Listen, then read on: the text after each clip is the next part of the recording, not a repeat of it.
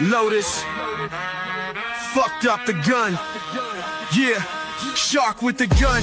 Knowledge for college blitz. National champs, we know the game, we the spits. Ohio State on the field, battle so legit.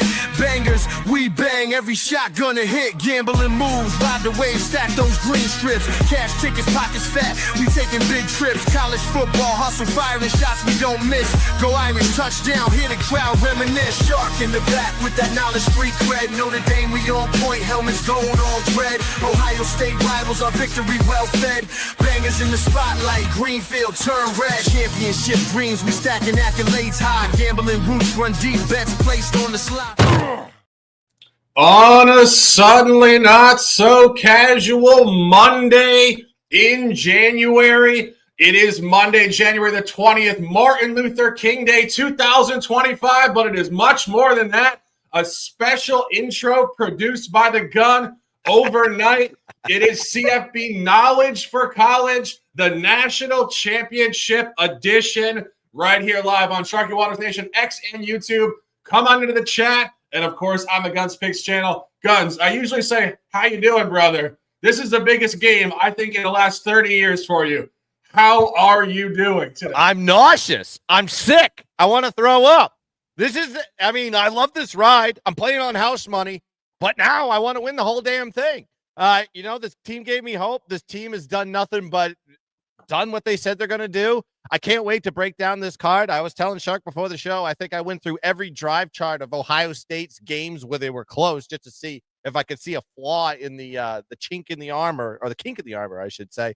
But I can't wait to really break down this card here. Side total. I got to play on the total. Side's going to be a little bit wishy-washy, but we'll be explaining everything. Full breakdown right here on the final edition of the Knowledge for College show for 2024-2025 season.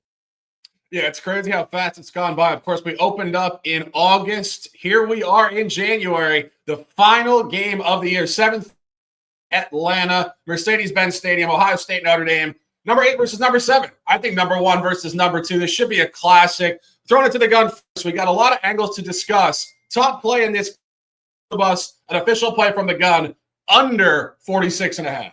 Yeah, I think we're going to play this with the total here. Listen, I got a future on the line, 10-1 future. I'm just going to ride that out. There's no way I can hedge it with that big number, but I'm going to be looking at the total here, and I just look at the performance of these two teams, and Shark said it. Yeah, 1 versus 2. This is what this is. It's in 7 versus 8. These are the top 2 teams in college football today. Notre Dame with a plus 8.6 point differential in the playoffs this season with a plus 36 net yard average, putting up 340 yards of total offense per game and only giving up 204 on the other side. So they're really doing work here in the playoffs. But Ohio State, they're no slouch either. They've actually dominated a lot better than Notre Dame has. 19.7 point differential, outgaining opponents by 157 points per game, 450 yards of total offense. They're giving up 291. So, yeah, maybe a little bit of edge on the defense for the Notre Dame Fighting Irish. But that offense for Ohio State has been thumping along. And Notre Dame has faced the 4th, the 6th, the 10th ranked teams in college football in terms of Massey rankings, where Ohio State faced 3, 5th, and 8th. Give you some sort of idea where the rankings are in this one. Both these teams are the best in the country defensively. You can look at them. They're 1 versus 2 when it comes to the defenses here. Notre Dame's ranked 2nd in opposing scoring. Ohio State's ranked 1st. 7th in opposing yards per game. Notre Dame is, where you have Ohio State that's ranked 1st in yards per game. 1st in yards per play as well. Also 10th in red zone scoring percentage, Notre Dame is, but you got an Ohio State team that is ranked number 1 in opposing red zone scoring percentage. So maybe a little bit of edge there on the Ohio State side statistically. But on the offensive side of the ball, you know what Notre Dame's going to try to do. They want to run the rock. They have the best 1-2 punch in the nation with Jeremiah Love and Jadarian Price. But, you could argue Ohio State has a pretty good 1-2 punch themselves with Henderson and Judkins. But when you look at these two teams, 3rd in rushing yards per play, 12th in rushing yards per game for Notre Dame, Ohio State defensively, they can stop the run. They're very efficient at it. They're 2nd in the country in rush yards per play and 3rd in the country in rush yards per game given up to opponents. Offensively, Ohio State, they want to pass the ball. They have weapons all over from Ibuka to Jeremiah Smith. Just weapons on top of weapons. Caleb Downs as well. You got to look at the number, 7th in completion percentage, 5th in yards per play, 23rd in yards per game. But Notre Dame has one of the best secondaries in the country, and they're one of the best at stopping teams in the passing game. Number 1 in opposing pass completion percentage, 2nd in opposing pass yards per play, 3rd in opposing pass yards per game, and 5th in opposing INTs thrown. They also like to get to the quarterback, and that has been a real key weapon that Al Golden's defense has really been getting teams in these 3rd and longs and really turning up the pressure and the heat, trying to get the ball out of their hands and not allow wide receivers to get open. Strength of schedule has always been this thing. You can hear it, all these media pundits telling you, oh, you know what? Notre Dame really hasn't played anybody. Notre Dame doesn't do. Let's break down the schedule for both of these teams. Now that we're at the end of the season, you talk about the key statistical numbers here, and I'm looking straight up: scoring, rush, pass, turnovers, and sack percentage. Those are the key statistical numbers when we look at a strength of schedule team. Notre Dame faced opponents with an average rank of 64th on the offensive side. When we look at those key statistical categories, defensively 58th. Ohio State 64th ranked offense if you take the average of all the teams that they face, and defensively 64th. So really, in theory, if you break it down to the key stats, Notre Dame has faced a tougher schedule than Ohio State, but not by much. But they faced a little bit better on this one.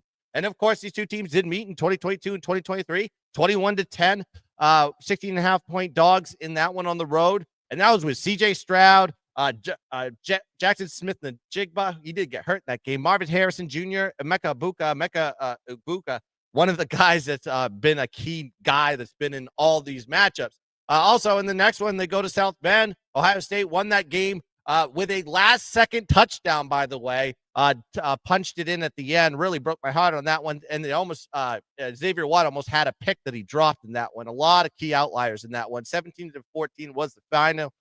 They were 3-point road favorites in that one. That was with Kyle McCord, Marvin Harrison Jr., and Emeka Egbuka. Another. Just want to give you the weapons on this one. Also, look out Marvin Harrison Jr., who was the number 1 receiver then.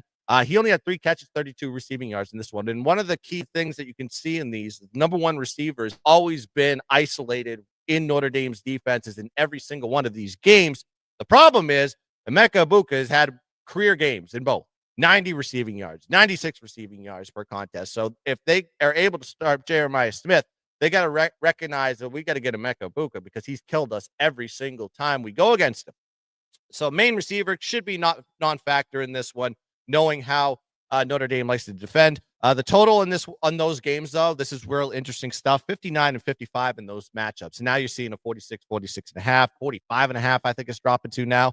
Ohio State is 6-1 to the under when the total is below 50 this season. A slew of things why I like the under in this one. But when we look at these two teams, offensively and defensively, yes, Ohio State is a little bit more athletic and talented. Notre Dame defense is not far off of the Ohio State defense. I think the difference of this is, can Ohio State push the ball down the field and kind of dominate the time of possession? I think Freeman is the better coach here. I think Freeman has the edge over Ryan Day. If you check the path of Freeman versus Ryan Day, which is some interesting stuff, you can go look at that. I just think that Freeman is just more well-educated in the coaching element more than Ryan Day is, but I'm not going to step away. The spread is a little bit weird on this one. I hated how big it was. It kind of told me one story and the other, but it's either a Notre Dame outright win or Ohio State's going to blow them out. We're going to toss it here. I still got that future, but I think it's going to be a low-scoring affair with 2 great defenses on this one. So give me Ohio State, Notre Dame under 46.5 as the play. As you guys can tell, Guns is jacked up and loaded for this game, not only from an informational standpoint. As we've noted numerous times, I think Guns likes Notre Dame more than almost anybody in this country. Go Notre Dame. But the under is definitely the best look in this game. I got to be perfectly honest with you guys. I haven't pulled the trigger on this one yet because I kind of want to watch the game and not root for a trash game. And, we talked about this with the NFL playoffs, and we've noted on this over the years on this show. Sometimes you just don't want to bet an under because you really don't want the game to be very good if you're betting an under. And that's kind of my hesitation here. But for those of you guys who do want to get financially involved, the best look is the under numerically. As Guns mentioned, these teams played last year. Real low-scoring game. Sam Hartman, now obviously on the Commanders, quarterback for Notre Dame, 17-14. Kind of a comedy of errors. Probably should have been higher. There was almost 750 yards in the game, and it only finished with 31 points. But, speaking of 31 points, go back to Notre Dame's previous game in this tournament versus Penn State. 31 points in the fourth quarter, 27-24 final, 17-14 Notre Dame in the fourth quarter alone at the Orange Bowl going back about 10 days ago. Key point there, very similar number, 44.5, 45.5 finishing number. That's the current number in this game, 45.5. Really had no business going over outside of just a wild cluster. And books are keeping this line low. And if you look at Ohio State started this tournament with 2 overs, 42-17 at home on December 21st against Tennessee. We had noted that Tennessee really was not in the class of Ohio State and really just got obliterated early and often.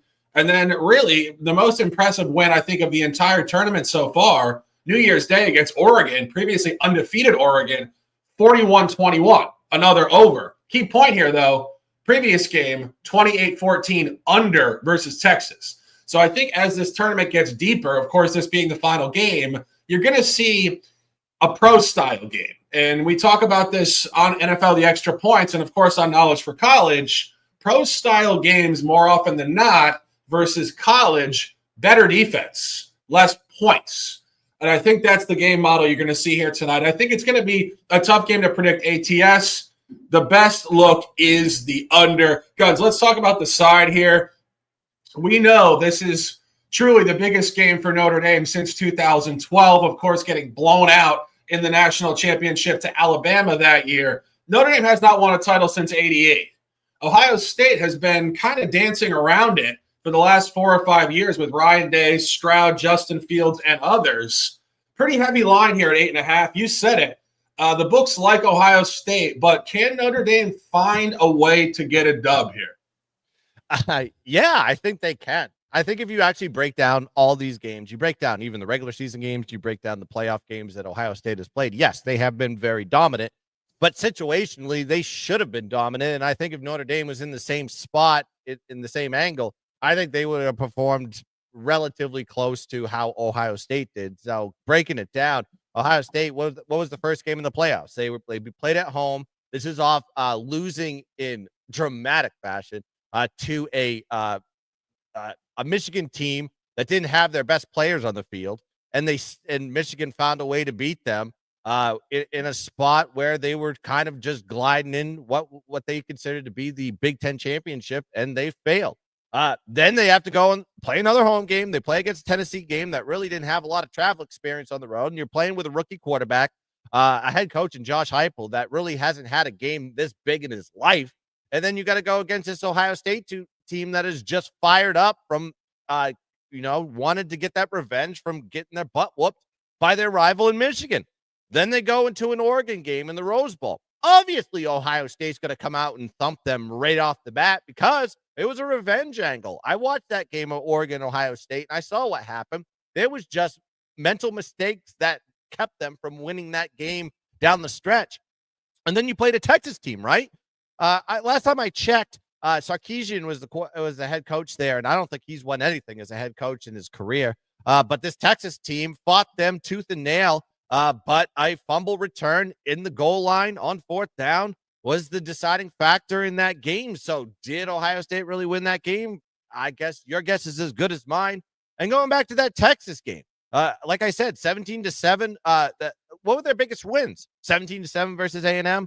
Arizona State, they almost lost to them, and a team that I graded as not barely in the top 25 as far as power, strength of schedule, power rankings. But this is a team that had magic, and they had a great running back, dual threat, and utility knife for them. But they almost lost that one. Actually, Arizona State outgained them 135 yards. So really, was Texas one of the strongest teams, the third best team, the second best team? I beg to differ on that one. And then you go back to looking at some of these other games that Ohio State had. Penn State down 10. They were down 10-0 early, but Penn State with James Franklin tends to poop on himself. They got caught in a situation where it was 10-7. They had the lead. They had an out, and were going to get the ball back. And two penalties, two key penalties on third down when they had stops, got a touchdown for Ohio State, and they had two drives in the red zone, getting down inside the 5 in both situations, and came up with 0 points. So really, you have a Notre Dame team that just beat Penn State, and I just think that when we look at the outliers here, there was a lot of situations where Ohio State could have lost that game. We know about the Michigan game, and everyone says, well, they tried to run the ball too much. No, they didn't. Actually, they did exactly what you're supposed to do against Michigan. You're supposed to pass more. They actually passed the ball more, 8% from their average. So Ohio State actually ran a game that was built to beat the Michigan defense. However, they had their struggles, interceptions, turnovers, what have you, missed field goals. You know, things happen in those games, especially when you're dealing with a rivalry. And if you want to go down the path of the coach, I mean, do you really trust Ryan Day, a guy that his experience is really based on following around Chip Kelly wherever he goes? You know, just a positional coach, QB coach for Philly. Then he just followed him to San Francisco under the same umbrella, same coaching positional play. And then Urban Meyer brought him in 2017 and 2018 and didn't trust him to run the offense himself. So he gave him a coordinator with him. And when he got the head coaching job, he was in his first year ever being an offensive coordinator. And they gave him the head coaching job. And yeah, he's done well successfully from a win-loss perspective. But really, is he that good when you got a Marcus Freeman guy that has got, you know, Jim Tressel taught him how to be the coach that he is now. Everywhere that he went, he was a winner, a defensive coordinator for Kent State, brought them to an 11-3 record. Then he went to Cincinnati under Luke Fickell, brought them to a top 5 defense in 2018, 2019. And then he went and took the job as a defensive coordinator for Notre Dame and turned that defense around. So I would say that the better coach here is Marcus Freeman. And if it comes down to a close game and there's decisions that have to be made on the fly, I trust Marcus Freeman. I don't trust Ryan Day. So unless Ohio State somehow, with the talent that they have, get out to a big lead and they don't let their foot off the gas pedal, that is plausible. But if this is a close game, I would watch out for Notre Dame to probably win this game. I think there may be some live opportunities as we get closer to somewhere in between the game.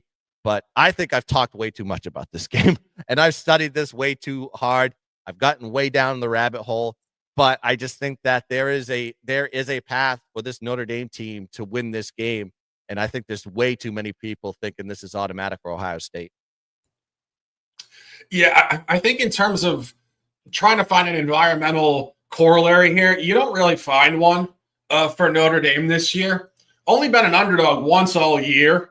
Actually, they were an underdog to Georgia, I believe, very small, +1.5. And A&M. So this is their third time. That's what I meant. I was gonna say week 1 at A&M lost or win by 10 at +3. That was their highest underdog line of the year. They haven't been anywhere near +8.5, and of course this did open at +9.5. It's just, you know, we said this numerous times. Their only real bad games came against the MAC. Interestingly enough, early season. Of course, lost outright to Northern Illinois. Didn't cover against Miami of Ohio either, and a non-cover later in the year against Virginia at home by a hook. So we just haven't seen Notre Dame in this environment. And we've seen Ohio State as a heavy favorite pretty much all year. This is really where the books have just had them weighted game after game. It's just a tough read on the side. I would lean towards Notre Dame to keep it inside of 8.5 points. And I think the key point here, which you noted, Marcus Freeman is a far better psychological coach, in my opinion. I think he has a much better handle on the group. These guys ball out for him. You've seen them really rise up, and I would say overachieve versus expectations this year to get to this point. I don't think people had them going to the national championship game coming out of camp back in August. So I think that the whole environment here psychologically leans towards Notre Dame. Line is heavy. We don't have a corollary, and the conversation always wins. Going to wrap it up on that, guys. CFP Knowledge for College, the national championship edition, 20 minutes in the books, a full season in the books. We appreciate you guys beyond words for interacting with us every Friday night. I'll tell you right now, I can't wait to get into August already. Time's going to fly by. We'll be back here with week 0 before we know it. One official play from the gun. Notre Dame, Ohio State, under 46.5, 45.5 now. And of course, we're rooting for Notre Dame to get the dub and get a national title for the first time since 1988. Have a great day. Enjoy this Monday. I know most people are off work today. A lot going on. It is an opportunity to dominate. We appreciate you guys so much. Guns, a pleasure all year. And as always, close them out with some words and let's dominate. Yeah, shout out to anybody that watches this now, watches later. Please like and subscribe to the GunzPicks channel and the Shark Wars Nation channel on YouTube. And go check us out if you don't follow us already on X, GunzPicks and Sharks in Sports 88. I'm going to be on Sports Grid tonight, so you can go check me out there. I'm going there early. I think it's 7:45 if you want to go check me out to sweat out at least the early stage of the National Football Championship. Let's go. One time, Irish. One time for your boy. You're the missing piece of my championship fandom. I need that puzzle piece to be put in so I can complete and just be a handicapper, not cheer for any more teams anymore. But that's going to do it here. This is good for the Knowledge for College. There we go. That's going to do it here for Knowledge for College. Cash some tickets. Let's dominate the ball. And as always, go Irish. Let's keep dancing. Bang.